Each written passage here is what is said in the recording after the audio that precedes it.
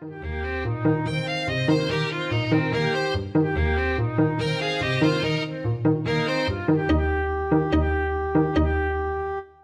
Erica. Hi, Phil. Welcome back to Major Key. Not that you've really gone anywhere. I was about to say, I'll be sitting over there. Yes, we've been here for a month, and you're back, and we're happy. Very exciting. Okay. I thought it wasn't recording. We're good. Cool. What's going on? How are you? Loaded question. I'm good. This week, served my ass on a platter. Yeah. Which, for so many reasons, but we're here. We're up. The time change messed me up this morning. Right. Yeah. Why do we do that? I don't know. I don't get it. At this point, it doesn't really make a lot of sense. Actually, British Columbia, this is their last time they're ever doing it. Good. They're permanently on, I don't know if it's permanent daylight savings or permanent standard time, whatever it is, but this change is the last change ever. As it should be. Apparently, they were trying to get all of the West Coast on it. It was supposed to be a whole West Coast coalition, British Columbia, Oregon, Washington, California. Everyone was supposed to be doing it. And there was a lot of traction, but then Congress wasn't trying to get behind that, which is annoying. But yeah, British Columbia said we're done with that. We're done. And I'm like, that makes... Because now you're just disrupting my week. For what? Exactly. And then also, I mean, statistically, accidents happen because people are drowsy. Yeah, that was their big thing. It was just kind of like, this is a safety issue because you do the hour, the change of the hour, people are drowsy on the roads. So there's always accidents upticking. And I think this is like across the board. It doesn't matter where you are. It's like the day of daylight savings, the next day it's just like people are fucked up and it becomes a safety hazard. And it's like, we're not an agrarian society anymore, farming and stuff, we don't really need it. So I don't know what that's about. What we're doing. Yeah. Well, I mean, I woke up, I would like have a little analog clock and I was like, okay, it's 6, I'm good, I'm gonna go do a hike. And I'm Come on, analog. Right. I don't know you use an analog clock. I do. That tracks for you. I get that period. Babe, I am really trying to get off of the tech. Yeah, no. I'm really trying. It's getting there. It's getting there. I'm getting migraines. Like I feel like I've done too much. No, same. Honestly, and like this is for me, I feel like I've been really like not just getting off tech wherever I can. I will, when work is done, I will sit in my house in silence, babe. Ugh. I'm like, what my ritual at this point now is when it's time for the dog and I to go for a walk after work, no music, no nothing. Yeah. I will walk in absolute silence. Girl, yesterday, I just didn't talk. I'm not joking. I did not speak yesterday. Yeah, to a single person. To myself. Mute. Okay, I low-key love that. It was so good. I had spent 0 time on screens. I watched maybe 2 episodes of a show. Was reading my fucking book. Was out in nature. Yeah, I don't know. I feel like it's been that kind of week, though. I gotta tell you about my day yesterday because I did something interesting. Do tell. Have you heard of WeSpa? Yes, I'm familiar with WeSpa. Babe, didn't know it was fully nude. Right. That's why it's like, yeah. So and it's really it's How was that for you? And I think it's funny. So dead. Because had a week, and so I was telling Sin, I was like, babe, let's go to WeSpa. Everybody keeps talking about WeSpa. Yes. Now, for people who don't know my Sin Poo, she is she's just specifically a little awkward about, she's always been like this or whatever. So when we pull up to WeSpa, yes, and we find out that it is a fully nude experience, yes, what was that like for you? And when did you find out? So she booked, and then we started Googling it. And Sin was like, babe, do you know that it's fully nude? And I was like, oh, no, I had no idea. Yeah. And at first she was like, okay, do we can't, and I'm like, let's just give it a go. Yeah. Like, we might as well give it a go. Everyone else is going to be nude, so. It was so fucking liberating. Yeah. That is one of the most liberating experiences I think I have ever had in my life. Period. First of all, it was packed. Exactly. Packed down. So and you were there on a Saturday. I was there on a Saturday. I mean, literally so packed. So we already were kind of like, okay, oh my God. But it really made us, and we had a whole conversation about this, it made us very consciously aware of how Western societies treat the human body, and it's like it becomes this like dirty thing. Like it has to be private, it has to be something you can't show. It's like this very like, and it's like y'all are doing too much. Dude, yeah, we're all people. We all have bodies. These are meat suits. Literally. We are in meat suits. Every meat suit is made beautifully and wonderfully made. Yep. I felt like all of the judgments that I have about my meat suit was just like, why do I care so fucking much? Literally goes right out the window, especially when you're all just, window. and the beauty, because I'm a spa girl. Yeah. I'm like minimum once a month. I also go to Korean spas. Yeah. So it's, all nude, but it's like that experience of just like, specifically, not just being in a spa with, everyone else is naked as well, but it's also just like, there's no phones, there's no nothing. You're literally just like, for me, it is a community space because I'm just space. Like, okay, we are all here just to decompress. Yes. And it's good. Yes. And We Spa is nice. We Spa is nice. Okay, so what rooms did you go in? Did you do because We Spa has the wet spa and the dry spa, right? Yeah. Okay. So and I thought that was another interesting thing. So baby girl, she got a regular Swedish, so she went upstairs. Oh, you did massages. Period. We did massages. Okay. I booked an aromatherapy massage, not knowing what that entailed. Look it up. And so I was in my meat suit, yes. and a gorgeous auntie came and got me and took me to the bathing area. Okay. Laid me across a table and buckets of water, babe. Just right. And I was like, oh my, I got scrubbed like a baby. Wow. She scrubbed me like when I say arm baby, like a baby. And she was like, okay, like go shower, go get into the hot sauna for 5 minutes and come back. And then a full aromatherapy massage, like in this little shower stall kind of thing. When I say first of all, my skin feels like, I'm talking full face mask. Wow. I'm talking rub me down, aromatherapy. And it was, I've gone to so many spas. It was one of the best experiences I've ever had in my life. Oh my gosh. Babe, yeah. Water buckets. Listen, I was like, now I'm getting waterboarded and absolutely loving it. Say less. It was. I feel like I need that right about now. Babe, it was cleansing and clearing in such a way that I was like, okay, I see exactly why you do this. I see it. And then I just spent the rest of the day in the wet spa, and then Sen and I went up and we did the dry spa together. It was just such a like restorative situation. There is nothing like a good spa day. There is really the last time I think this last time or a couple times ago I went the spa that I like to go to, they have the wet spa has skylights that are open. So when it rains, it literally, you're in the hot tub and it's raining, and it's not like the ceiling is like maybe 50 feet up. So it's very high. God. So by the time the rain comes down, it's just like sprinkling. Oh, you're kidding. You're kidding. I was like, I don't even feel like I'm in LA. I'm just in paradise for this. And I wasn't trying to hog the light, but I was like, this is my moment for now. Actually move around. Rained on in a hot tub. Yeah. Like, nothing will clear your mind faster than a good spa day. I love that you had that. We needed it. It was perfect. Because, okay, this retrograde. Babe, what? What the fuck? What is going? Babe, retrograde, eclipse season. I'm like, oh, okay. Oh, you came with a 1-2 in a nasty way. I just like, there's so much I want to talk about. Beyond my own personal things that I'm going through, like I just cannot get Iran off my mind. Yeah, absolutely. One of my best friends, someone is, a good friend of ours, and one of my best friends is in Tehran right now. Yeah.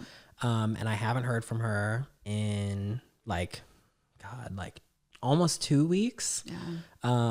I'm like literally trying not to cry right now because it's just like the scariest thing ever. Yeah. And it's like, even just being here talking right now and like, enjoying the life, the very privileged life that we live in Los Angeles, in the United States. It's like, if we really just take a second to even like try to imagine the horror of streets and buildings and churches and hospitals, and fucking girls' schools just being obliterated seemingly at random. And it's like, for what? Like, literally, for what? They can't even come up with a coherent reason. They're changing the reason that they're doing this every other day.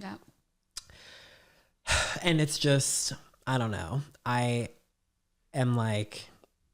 And even just the fear of like, because I think I want to say internet and all that is cut off. Like, even just to not even be able to see what is happening out, just I can't imagine the anxiety and the anticipation. Even just hearing like planes and missiles flying over your, like, I can't even fathom that. Me neither. That's the thing, is we actually can't imagine it. And like, I will get annoyed because I live in a part of town where, I mean, we're very surveilled because it's, you know, I live around Black and brown people. So I get annoyed with the little police helicopter that, you know, if it lingers for more than 5 minutes, I'm mad. But I'm like, but my neighbor's house is not getting blown to smithereens. I'm not afraid to walk to the grocery store or drive anywhere. You know what I mean? It's just like... And it's the senselessness of it all. It is the senselessness of it all. It is the evil. Like, it's just... It's evil. It's actually evil. And I think what makes it, and I think the thing that I'm always just so intrigued by, of the people who, you know, voted for this administration, and you know, it's like, at the end of the day, like, it's not going to be their kids and their sons and their daughters who are going to put their, you know, because now they're talking about sending troops and boots on the and all these things. It's never going to be them. None of those people will ever be impacted by that. It's going to be your kids and our kids and our friends, and you know, that part to me just... it just defies all logic. I don't understand. And I find it just, I cannot believe we are actively about to be, we are at war and actively about to be in World War III. I think that's insane. And, you know, I think you make a really good point about like, it's not going to be them, because like in a situation like this, as we've already asked on this podcast, for me, it's just like, why? The question is why? What are we doing this for? And like, I don't even want to, like, for me, it's not a question of like politics or, you know, and I know there's explanations for, you know, the expansions of, quote, greater Israel, you know, is like that's something that exists and has been presented at the UN. Like we know why, in some sense, but then I just think like, okay, there are real people making these decisions, right? Like the class of people that I'm a part of, the social groups that I'm a part of, the decisions we make are like, what kind of art are we going to make? What kind of conversation do we want to start for people on the internet, or for people like us, or like, who can we bring into a conversation? How can we create community through the stuff that we create? Like that's our why. There are other groups of people who, like, the decisions that they make are, okay, we're going to obliterate cities. We're going to unalive people. And it's like, I just don't understand why anyone can make decisions like that. I don't understand why anyone can be in a group of people that can decide any random day to unalive the leader of another country, which we've now seen twice in this very year alone. Or was that, I mean, was Venezuela end of 25 or beginning of 26? Point is, in the last 6 months, that's happened twice. I just don't get it. I don't understand why this is even something that we can do. And like you said, we're watching this class of individuals, and even if they're not in the government, this like billionaire class of people, they're all getting properties in other countries. You know, as soon as shit hits the fan in the States, they're gone. If they're not already spending the majority of their time elsewhere anyway. Yep. So it's just like, we will always be the ones who suffer for it. And they know that. And that is the thing. And I think that's what makes, I think, like the Democrat Republican or this like class divide conversation, even the race divide conversation, so frustratingly fascinating, is what they want us to be separated and divided and fighting amongst each other and all of these things, while they all sit back, throw their hands up and say, you know, this is all by design. And I think that's the part that people are waking up to. I do think we are waking up to that slowly but surely, is just all of these none of this happens by chance. None of this is random. It all happens by design. And it is critical for us to be at war with each other in order for this to all play out. Because if we all woke up and said, well, you know what? Actually, there's not any difference between me and you. Right. That would change the entire... Exactly. Because you'd have to ask yourself, how is it that 20 people are causing so much destruction amongst millions of us? Across the globe. Across the globe. And that, you know, and you're so right. What it makes me think of is like, it's not just... Like, I really do think that a lot of people are waking up to it, because it's like... Whether it's Iran, the United States, Venezuela, or countless other regimes across the globe, we're all looking at our leaders like, what the fuck are y'all doing? What are you doing? What are you doing? What are you doing? And why? Like, what? Huh? And so I'm like, where does that leave us? Yeah. What is it? What happens now? Yeah. If we're all, and I, you know, obviously it's not 100%, but I mean, if the majority, I would say at least, or if the global majority, I'll say that the global majority is looking at our leaders like, we don't agree with what you're doing. We don't understand why you're doing it. There is a better, more peaceful, more just, more equitable way to just run this place. Yeah. What can we do? You know, I'm a very spiritual person, and at times naively and delusionally hopeful. I have been saying, I think for years, that the government, or how the structure of society as it stands, I think it has to collapse. And I think even astrologically, like, this is all in alignment, right? And I think while it is hard to go through, I think that what has happened, and the part that I'm okay with, is that there's just been this mass unveiling that's happened, right? And I feel like before, these same things were happening, but they were better at the PR of it all, right? There was always this kind of, okay, well, we get why you guys are, and it was, and I think right now, the hope that I have is that we as humans, because at this point it is, we are human beings having a human, like, this is who we are. I think we as humans are, I think, becoming just so much more conscious of it all. And so while I feel like it's going to be a very difficult dismantling, and I think we all have to prepare personally and in our communities. And I think that's going to be another big thing, is I think this time of our lives is actually asking for community versus sort of this previous individualized, I've got to take care of me thing. Sure. I think it's going to be us building homesteads and figuring out what that looks like on a community level. I'm hopeful that from the rubble and that phoenix analogy, something really fucking beautiful is going to blossom. Because while I'll say I feel very disconnected from the powers that be, something about the last year or so has made me so much more closer and more, I think, intentional about, like, okay, like reaching my arms out and being, and seeking community. Absolutely.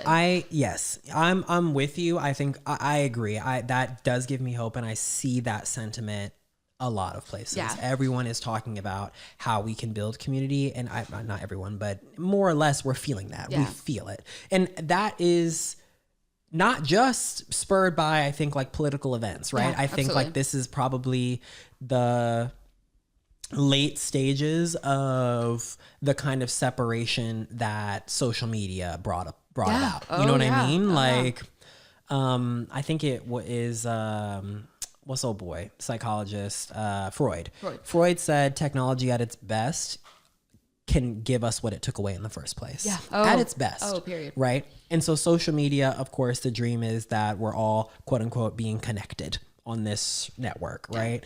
But of course, what we have seen that lead to in the 20 years since social media has been around is like, we're just, whatever. There's been a lot more separation, spending more time on our phones, making us more isolated, et cetera, et cetera. That being said, so it's like, yes, I do see a bigger conversation about like, how can we be more intentional about creating community? And I'm with you. When the phoenix rises, I have a lot of hope for what that can be. Yeah. My question is, how do we get to the rubble? Yeah. We are building communities now, or, trying to strengthen our communities. And not that I'm, of course, trying to incite anything, but I mean, just truly for the conversation of it all, I'm like, what role does violence play? And I mean this truly from a philosophical standpoint. Is like, that is the big question about protesting and demanding change from the powers that be, is like peaceful protest versus burning shit down, quote unquote. And I'm like, I don't know. I just don't know. I think that's a good question. It's one that we're all grappling with, right? And I think the hard part of this, and something that always comes to mind for me, is how do you get to the rubble, right? Without taking on the same exact wounds and the same exact person as the person who is oppressing you, right? Like, I think that, because at the end of the day, you don't want to compromise your own moral center and the love that I think is so necessary in this space. And sorry, but because I want you to finish your thought, what that makes me think is, what's the quote? Like, you can't dismantle the master's house with the master's tools, or something like that. Exactly. That's exactly right. So I'm like, anyway, so continue. That's just what's coming to mind. And I think that's kind of, I'm glad you brought that up, because I feel like that's the trap that a lot of us are falling into. And it makes sense, right? Because we're angry. Like, it's not even, we're so beyond, like, there's not even if you aren't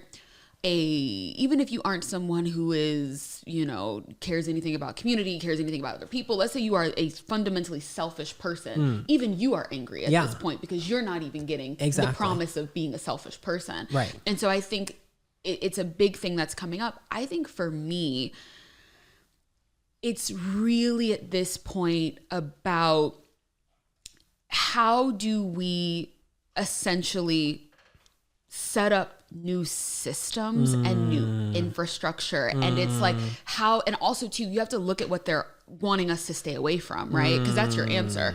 They're not wanting people to be educated. They're not wanting people to read. And there's this really big attack on intellectualism. And there's a really big attack on art and creative and artists. That's what we pay attention to, because the shit that they're trying to get us to go away from, they know that is the stuff that if we kept going down that path, that is how we eventually become so conscious and so whatever and so smart. And so the ability to actually dismantle systems. We don't necessarily need violence at that point. Exactly. Yeah. You're so right. I just feel like that is so poignant. Of course, in the middle of this conversation, I'm thinking about like Bad Bunny, right? Like the billboard. The only thing more powerful than hate is love. And it's just like, what our challenge is, I think, is making that actionable. Yeah. That's a beautiful sentiment. Yep. That rings true. Yeah. It's 100% true. Yeah. But it's like, when all we are getting all the time is all this hate and violence and death and destruction, literal destruction. It's like, how do we show up for the world that we want to live in? And I guess it must be an interpersonal thing. We can only control what we can control. You can only control what you can control. We are not in that class of folks that can make a decision to destroy cities, but we can create communities of care, communities of love. And I think getting into the body. I think something you talked about was how technology and social media separates you and it makes you this, but it also takes you away from yourself and it takes you away from your own energy and your own power and your own frequency. And I think sometimes when we talk about that, people are like, oh, that's that woo-woo shit. But that's real. That's science, actually. Literally. There's like plenty of science that says, you know, at the very least, you are made of water and the moon moves you at the very, very least. And I think it's like the hard part is to say, okay, how do we as a million people figure it out?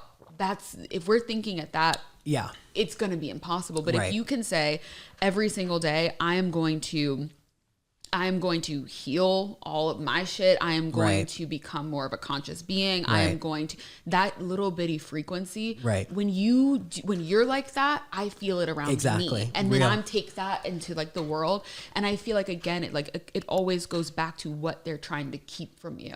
And the thing about social media more than anything is it keeps you busy. It keeps you on a loop. It keeps you, so you're never, ever, ever grounded. You're never, ever settled. You're never, how you said, oh, I've been walking around, I'm really quiet. So many people cannot move throughout the day without some sort of interference with their own thoughts, your intuition, your body.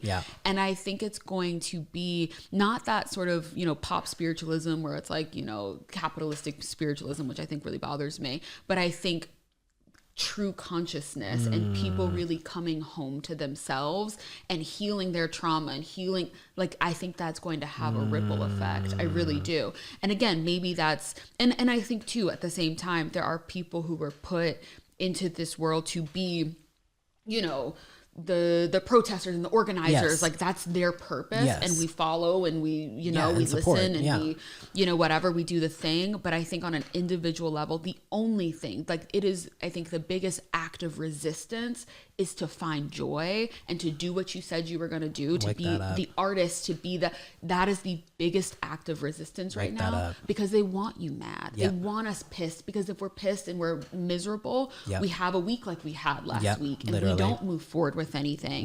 And we're so drained, I think. Yeah, we're drained. And then, I mean, I feel like I've been saying this for a while. I think they want us to resort to their tactics. They do. You know what I mean? They do. If we go down that same path of violence and destruction, then they can use that to justify using those exact same means on us. Absolutely. Right? Oh my God. We're only, and this is what we saw with all of the ICE action. In Minneapolis, and I mean, not just ICE action. I mean, Black Lives Matter, right? Like, as soon as the protests turned into quote unquote riots, now we can justify sending the militaries into cities, and it's like we're just all it takes is a smidge of using their tactics, and they'll come back 10 times harder. So I think you're absolutely right. I think a lot of people need to hear that. You know, I needed to hear that. It's just a hard time, and it just like can be so hard to feel like anything that I do matters.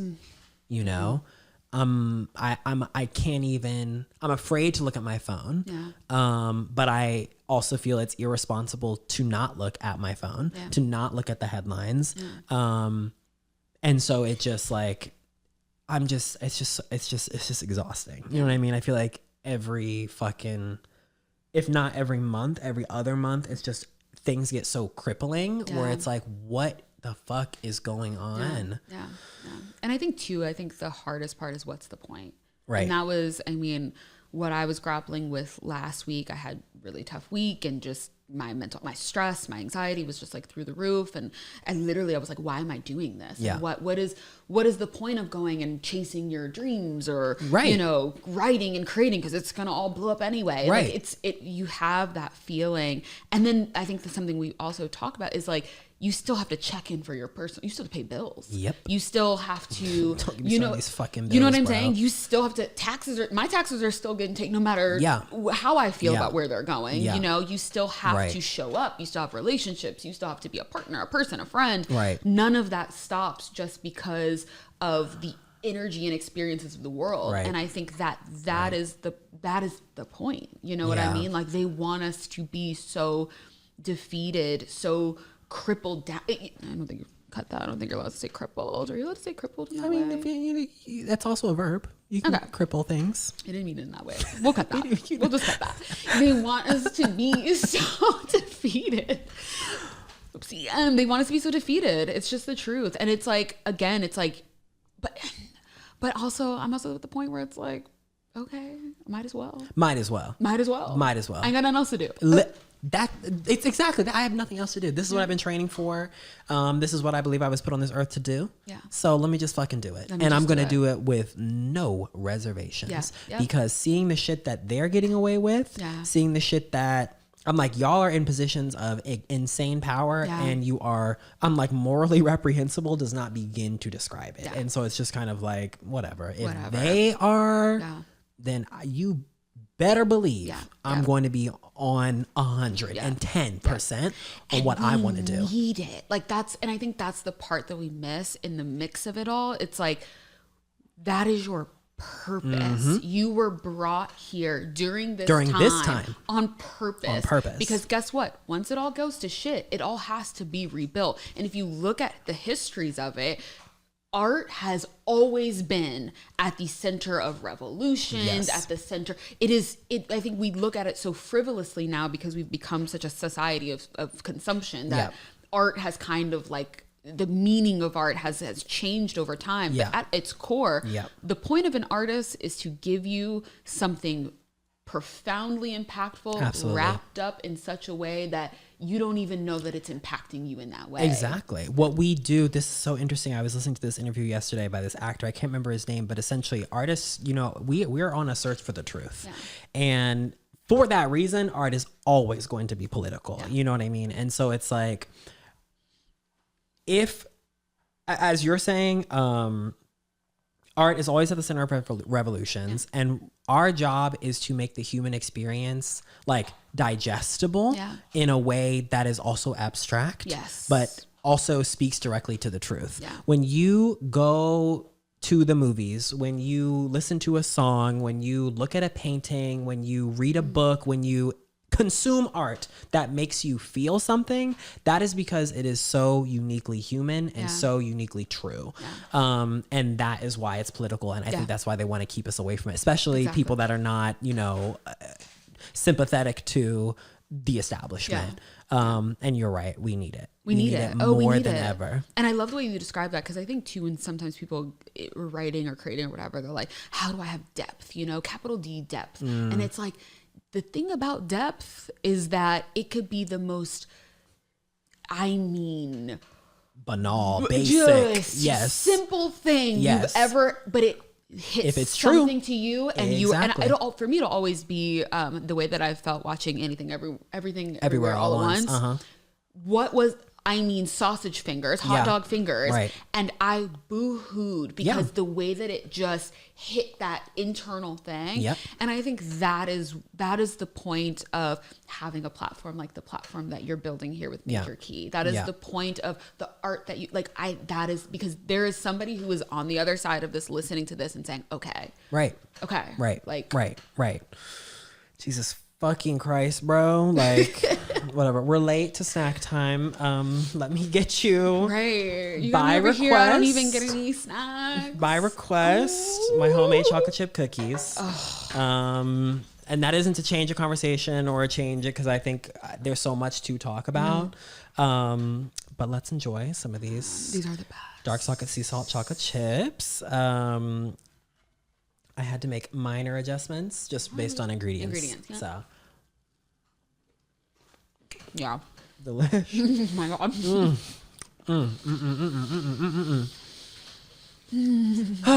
God. I wish I could do that. What? Like a bake. just like how you were like, oh, I had to make minor adjustments because I'm like, I would know how to maneuver such a situation. They are good too. Well, you're right and tight. Just right where you want it to be. Not too sweet. Not too sweet. I was just going to say that. Soft. The salt's perfect. Salt, little crunchy on the bottom. But nice and moist in the middle. Yeah. Wow. Yeah. It's a good cookie. It's a good cookie. Good job, bread. Wow. Well, you know what I was thinking this week? And low-key, I want to get into some of my personal, but just like to close out the big conversation. Where are the dictators for good? No, I mean, let's really think about it. It's a good question. Because we got people... Girl, you got chocolate on here. Yeah, you. It's right on your... Oh, yeah. There you go. All right, let me. And I do it again. And I would do it again. We'll back that up. Where are the dictators for good? That's a really good question. Because we got people who can, on a dime, say, boom, we are going to unalive the president of another country. Yes. We're going to destroy this city. Yeah. Boom. What if it was, boom, national rent freeze? You know what I mean? Where's boom, $1 trillion public transportation infrastructure project? Yeah. Okay. Because the fact that we can't go real fast What's always bothers me. What's that about? Always bothers me. What's that about? Y'all building all this technology, and I feel like y'all were promised us flying cars, and here y'all come with some AI generated images. Okay. Boom. Bitch, I can't think of anything. Boom, healthcare for everybody. Boom. Universal basic income. Student loans. Boom. Never mind student loans. Boom. Free education. Free education. Boom. Where is that happening? Yeah. You know what I mean? Because I feel like there is just another way. Yeah. We can let's really use our imagination for a government that actually serves the people. Yeah. Like, what if instead of destroying some of humanity's richest civilizations, we just focused on making our own better? Yeah. What about that? What about that? What about that? What about that? You know, and I think it's a really good question. Unfortunately, I think part of being a dictator is like self-interest. I genuinely, it just all comes down to power, consolidation of power. Yeah, but the power is consolidated. It's there. It's there. So what if it was used to do good things? Yeah.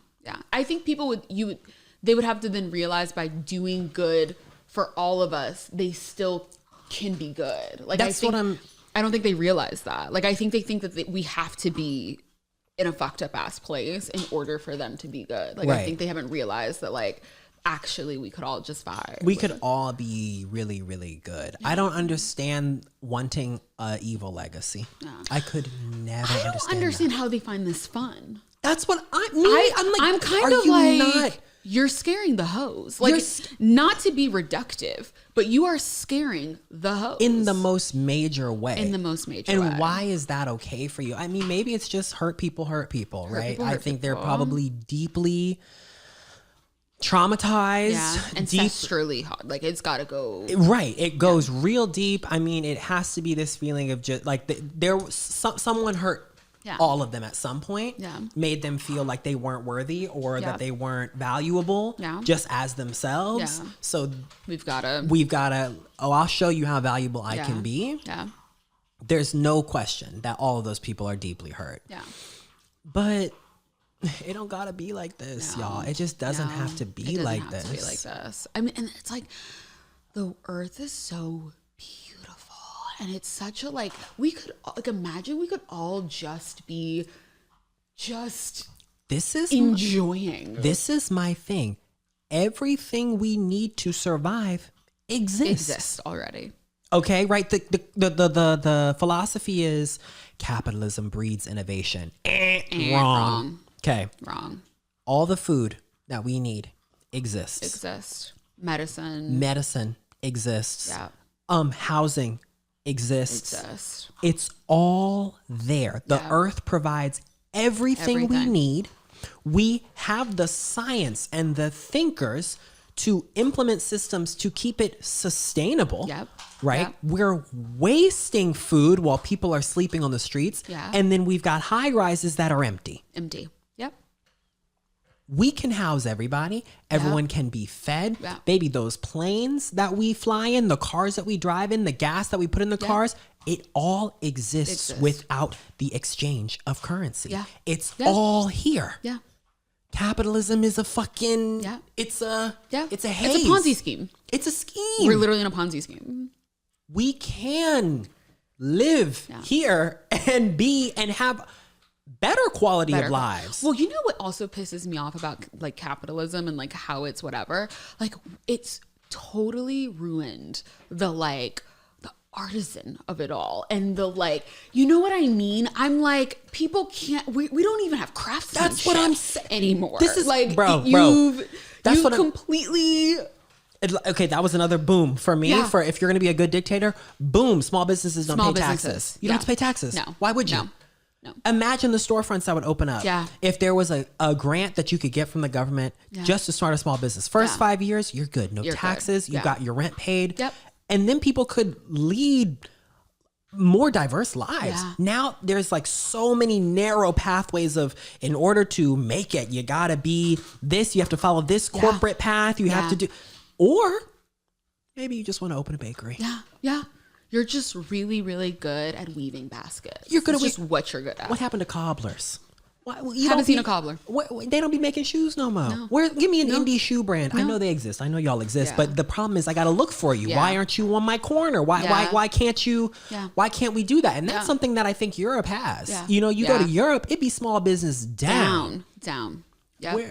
We love a strip mall filled with the same big brands. Yes, we don't need that. And then they're not, I mean, they can't even survive brick and mortar anymore. That's what I'm saying. What's going on?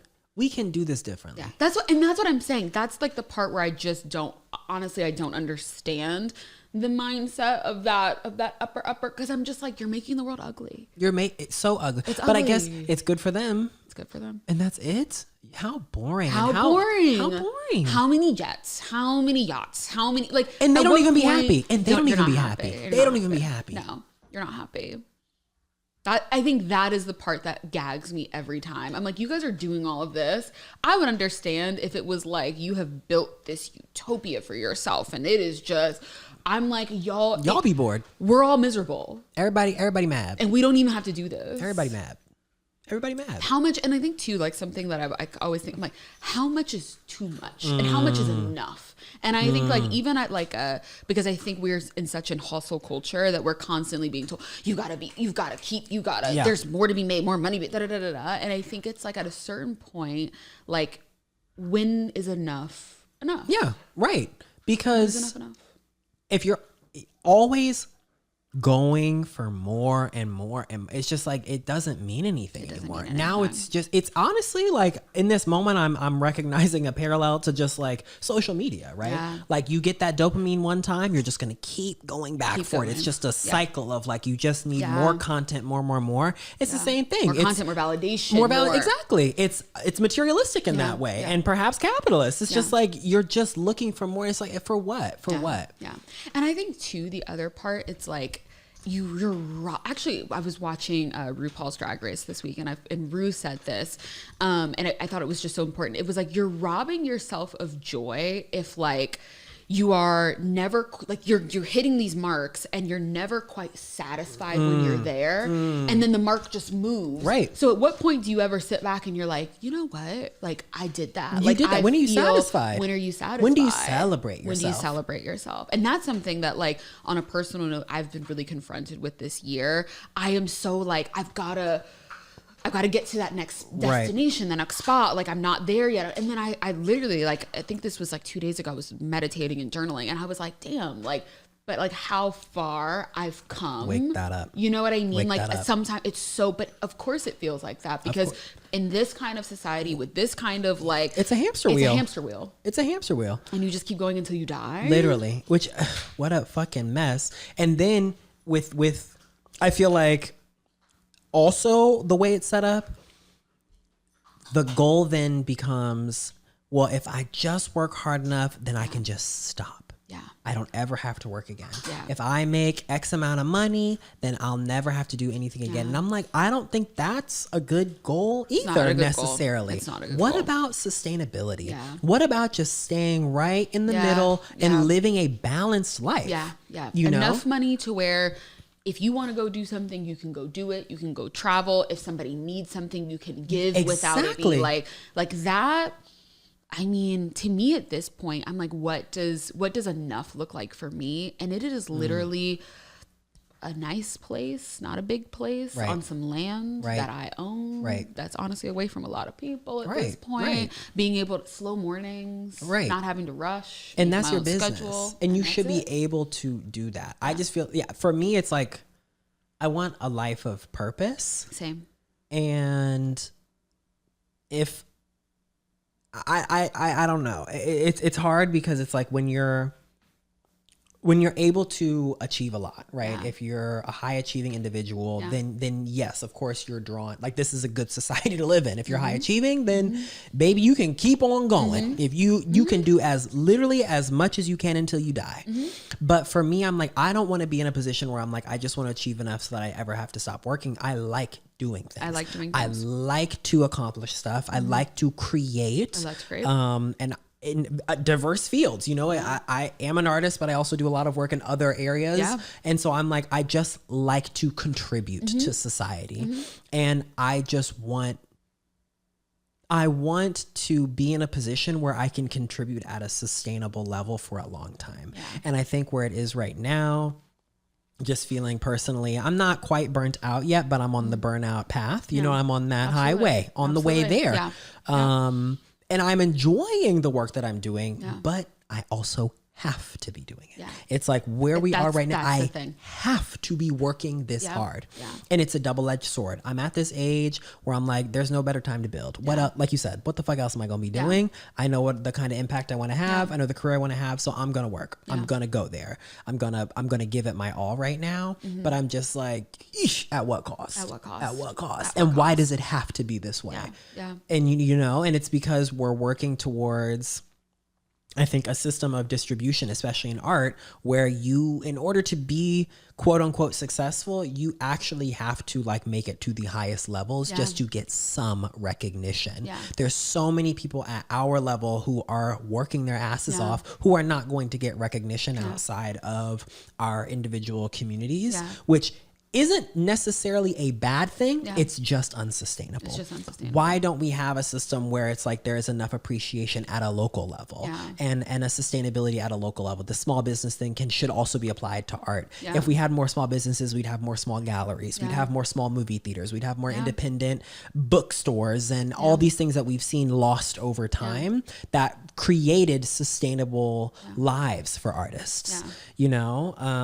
And that's again, like that is the heart. And we like same thing where it's just like, I had what you just said. I literally had that breakdown this week, was just like, why do I have to work so hard? Like, and it is, and then you're supposed to wake up, do your art, then go work, you know, your job to just eat. Like we're just wanting literally to be able to eat. And then you're supposed to clock out of that job, which has its own, it's exhausting at the very least. Then you're supposed to go work on your art again at night. And then it's supposed to be like, this is just the way that this is the time. No, exactly. And we're supposed to celebrate the hustle.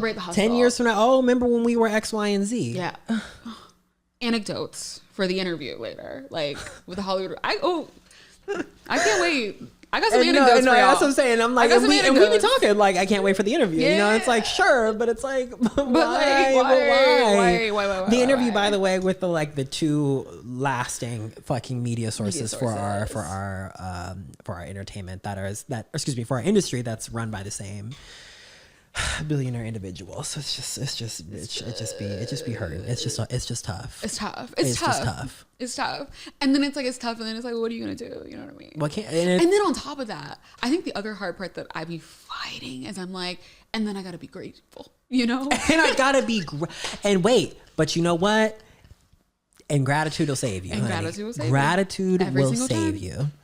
I will say my tradition, Sojourner and I, we go on at least one hike a week, Sundays at sunset, And I have been very humbled, honestly, the last month, 5 weeks, things have turned up in a way that I really needed them to, just because shit was looking dire, as you know.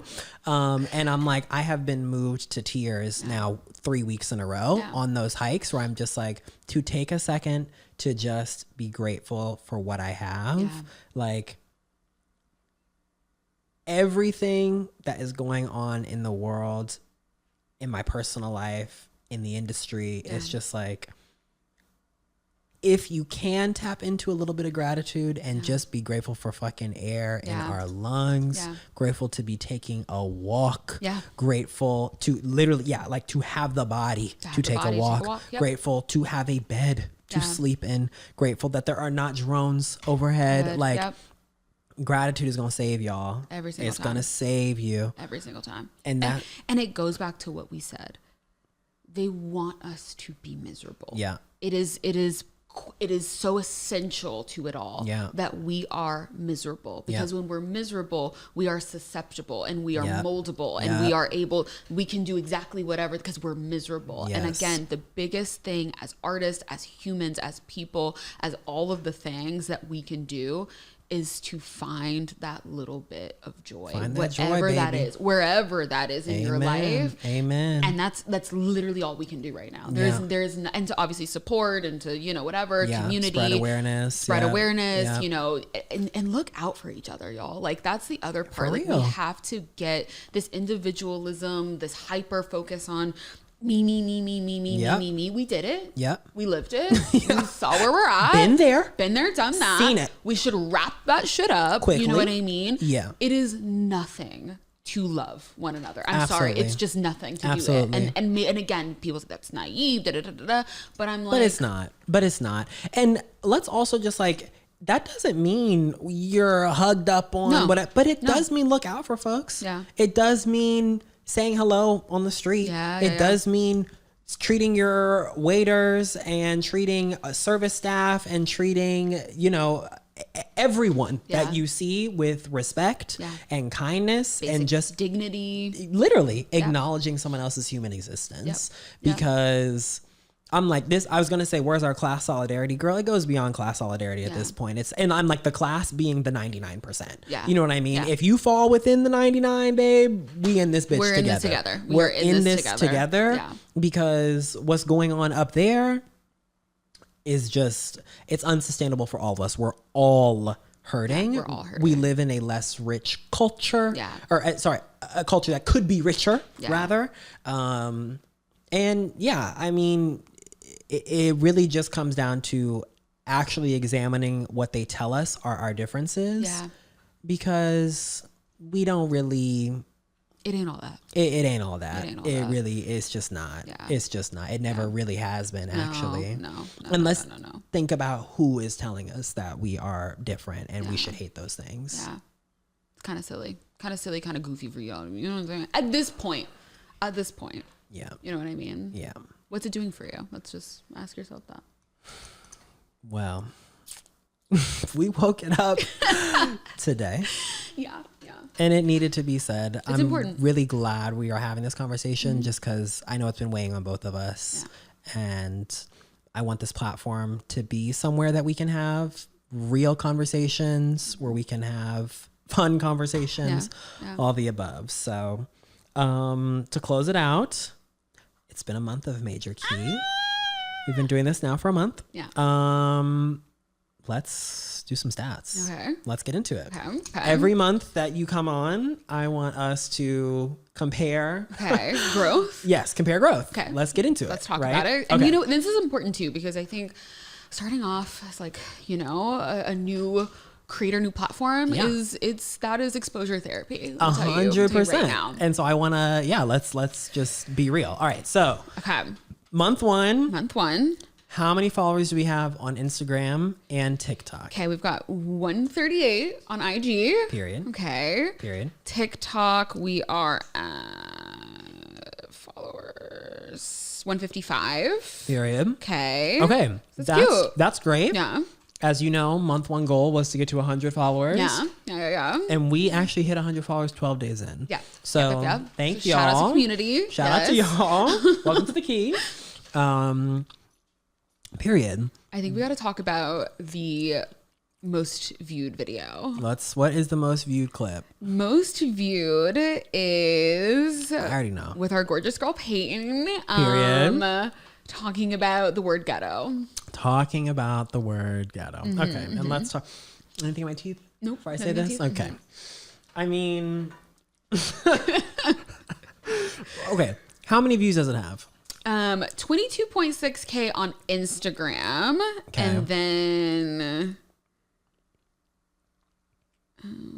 viewers. I can't even find it now. I think it was like 112,000. That sounds about right. Yeah. On TikTok? On TikTok. Okay. So 22 on Instagram, 112 on TikTok. What's that? 136 or 134? 150,000 people. So that's insane. First of all, that's insane. And kind of crazy because my month 2 goal, I was like 2 months into the podcast. Hopefully we can have at least one video with 10,000 views. Yeah. So now we have blown that out of the water. And here's what I will say. It's crazy that the video has that many views. It's got hundreds of comments. Y'all have taught me something. You have taught me something. And I don't disagree with the majority of the comments that are on the clips. I mean, I learned a lot about the history of the word ghetto beyond the U.S. context, which is so important in understanding why it made it to the U.S. in the first place. And so I think, honestly, my ultimate statement is probably just like, if you're not from the ghetto, you probably should not be using that word. Yeah, fair. And it's also, it takes a lot more context of how we're using the word, you know what I mean? Because in an academic setting, of course, you should, use the word that describes the area historically. So it's an unnuanced statement. It's just, it just lacks nuance. It's just crazy that like having a podcast necessarily means that my views at any given moment are like etched into history, can be seen forever. Yes. But I'm growing and changing, and my views are updating in real time because I'm a real person. I just hate that it's not really a forum for a discussion. You know what I mean? So whatever. Another harmful thing, I think, honestly, that I don't think anyone commented this, or if they did, I'm not reading all the comments. It's like 600 comments at this point. I'm not reading all of them. But the more I thought about it, I think also for me personally, what was very harmful is that in my statement saying that if you're not Black, you shouldn't be saying ghetto, what that does is synonymizes Blackness with poverty, right? And that's a harmful stereotype. And I'm perpetuating that in that statement. And that for me is one of the most harmful things about what I said. And obviously I just don't agree with that. And I wouldn't want to perpetuate that. So there's also that nuance to it too. It's a nuanced statement. What I think is most important is that the conversation is being had. And I'm grateful that we can start a conversation like that, frankly. And I'm here for the key. Let's keep talking about it. Let's keep talking about all kinds of things. And, for the girls that were mad, sorry y'all are mad. Sorry about that. Sorry about that. Sorry to them, man. Sorry to them. But we gonna keep it moving. And I appreciate you just kind of like also just like we're all growing, learning, changing, in real time. And so I think that's, and I think again, like that's when you said that you want to start this podcast, to me, that was the thing that was the most brilliant about it, was like a safe space to say how we're feeling. And I think the part of like community is also holding each other accountable. So if like, okay, if you weren't feeling, educate me. Like I have no problem being educated at all. You know what I'm saying? I'm not an earth sign. You know what I'm saying? So I can be, you know what I'm saying? I can be put on, if you will. I ain't tripping about it. Thanks for the views, y'all. And welcome, join. The comments are funny though. Keep clocking me. They be funny. They said this is why people shouldn't have podcasts. I said, ooh. See. But look, we're learning, we're growing, and we're changing. But how do you feel? I guess I'll get another question. Now that you've been doing this, I think we've had 4 episodes. How does it feel to be so seen. Like that's the hard part. There's like pros and cons, right? I'm a Leo rising, so I'm like, I love to put on a show. I have been a performer for much of my life, whether that's talking or music or whatever. So I'm like, of course, the performance side, I'm like, yeah, I'm out here, I'm doing it. I enjoy this part. Recording it, this is, I love this. Being seen, though, is just such a... I was just talking to my mom about this, actually. It's like, as annoying as it is, we have to do it. Yeah. And it's not even just limited to people in entertainment. Yeah. You know, whatever job you have, you got to have an online presence. It doesn't matter. Everybody has to be active online. Yeah. So it just so happens that I'm also, in entertainment too. So I'm like, I gotta do it. You gotta do what you gotta do. You literally just have to do it. Yeah. So this is the game. I don't like that. You know, my words are just gonna live forever in time, but that is what it is. How do you feel about it? Because now you're on a couple episodes, and what was that for you? Did you get any? Like, what did people say when they saw that you were on the pod? It was cute. People were calling me. They're like, oh my God. Yeah. Because I am a Scorpio. And so I am notoriously not seen. Yeah, like, I just prefer, I have like 3 posts, I think, on IG total. Like, I'm just, it's just not, you know what I mean? I like it to be a little mysterious. Yeah. She's a Scorpio. You said all you need to say, right. But for me, I think it was like a really good exposure therapy. Yeah. Because I think I'm the same way, where like I overthink everything and how I said it and how I delivered it, and oh my God, what are the, you know, the long-standing consequences of everything that's ever come out of my mouth. And so for me, it's been like liberating. Yeah. It's been liberating to just be like, you know what, fuck it. And whatever opportunity, whatever doesn't, and I think this is not even just outside of the pod, whatever opportunity, whatever does not come to me because of me being genuine and who I am. Say that. If that doesn't show up for me, it was never meant for me in the first place. Say that. And stay away. Period. I amen to that 100%.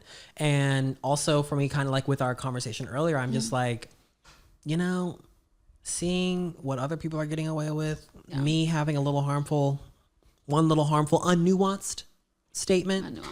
Girl. Yeah. We cool. Let's talk about unnuanced statements. Go there. Did you see Timotei? You saw Timotei? Oh, we can close with, they're whacking Timotei. They are whacking him.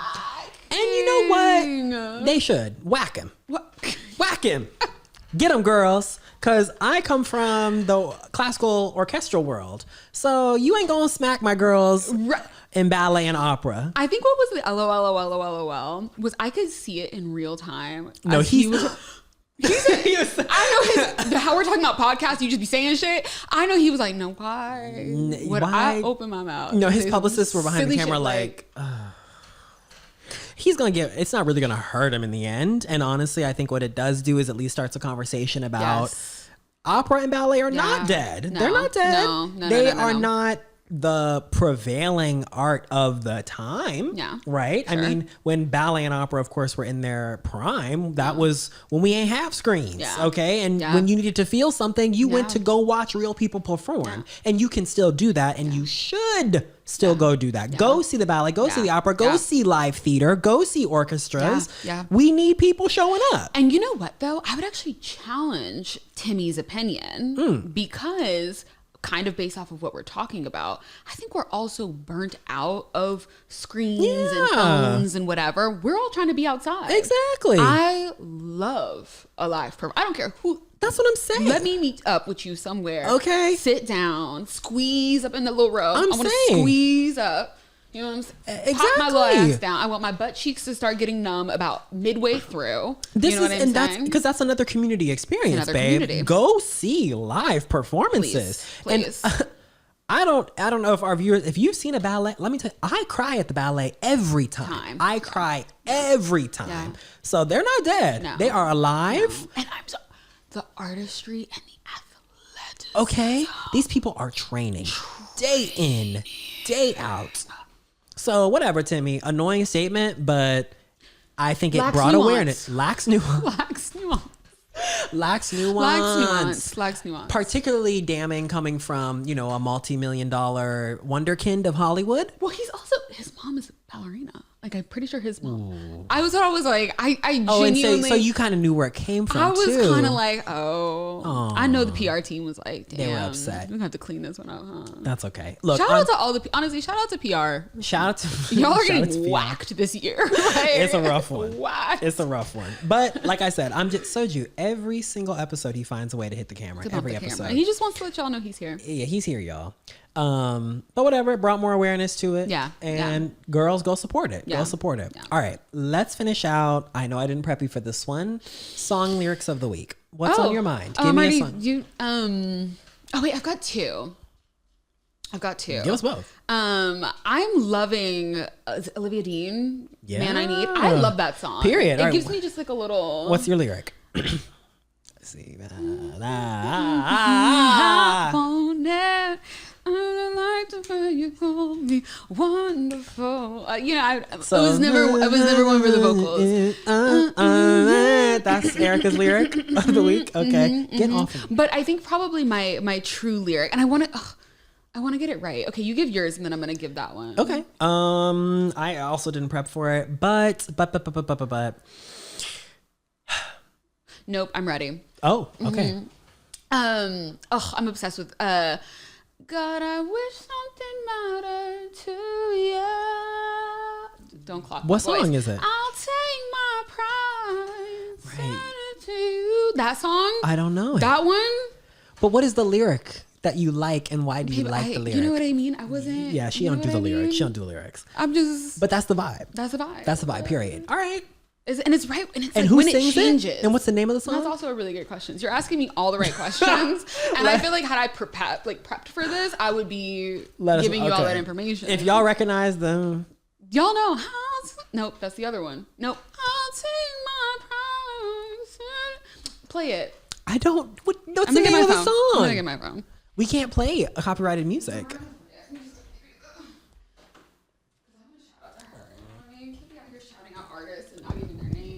All right, well, while you find it, I'll give mine. My song lyric of the week.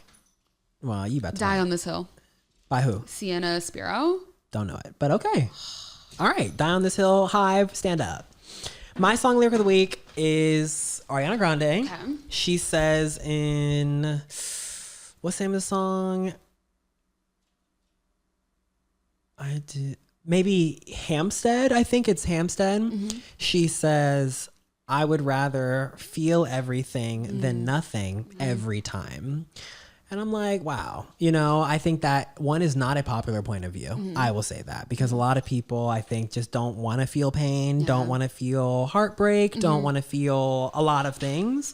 But for me, the essential piece of being human is to feel. We're so much more than just work. And also, like, in order to experience the highs, we have to go through the lows.